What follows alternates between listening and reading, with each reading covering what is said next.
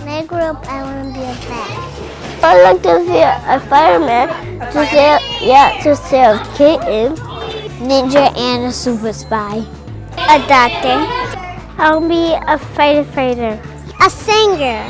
An animal doctor. I love animals. So if you want to be a vet, what do you need to do?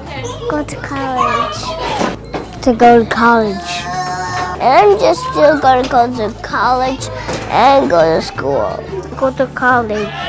You need to study hard and listen hard. What do you think would happen if you didn't go to college? I won't get a job. When the question was asked at the IEP meeting, what do you want to do after high school? Andrew said, I'm going to college. And nobody said, no, you're not. Everybody was like right behind him, and we were like, okay, how do we do that? How do we make it accessible to Andrew so that he can continue to explore his interests, his preferences, his strengths, and find them, and find his passion? So Andrew took 14 classes at Holyoke Community College, and he picked all of the classes. No one asked me. No one listened to me.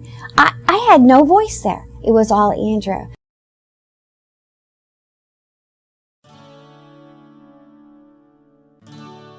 Amanda chose to take 2 career classes, a career planning class and a job search strategies class, that really got her thinking about what areas, what fields of interest did she have, and what areas did she want to explore.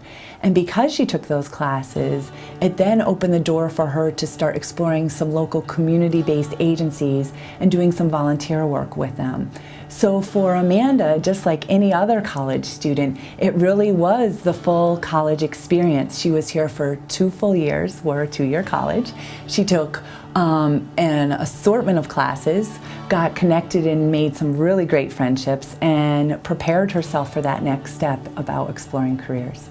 It's not about our expectations and standards for Amanda, it's about Amanda's expectations for herself, and realizing that she's in the driver's seat and that these are her choices to make. I wouldn't say there were any adjustments I needed to make to my teaching style. I would say, however, that I had to be mindful of my teaching style. We're not talking about modifying curriculum or any course content. Yeah. It's not bringing special education to higher education. It's about providing the supports and accommodations that will assist the student in being successful in participating in that class and learning. Our college is our college, and we offer to all students the same course catalog. There's not a separate level of courses for the students with intellectual disabilities. And I think one could argue, well, if you put a student with intellectual disabilities in a psychology course, they can't meet the same level of ability that the other students can, but that's okay. They're meeting a level that they can attain, and that's great.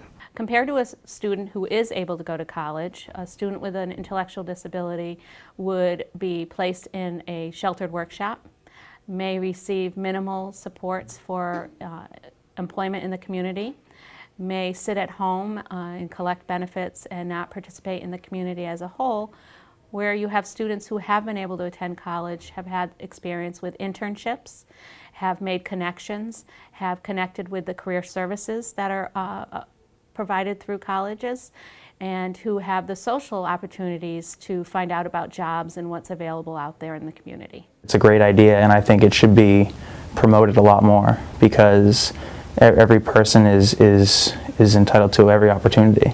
I think it's great that there are students with disabilities in our classes, because I think as a whole the community college experience is like the world. So there's, there are black people and there are Asian people and there are gay people and then there are people with disabilities. So I think it just gives you a slice of life. It's good for me to see that there are other people in the world too that are trying to make it just like I'm trying to make it,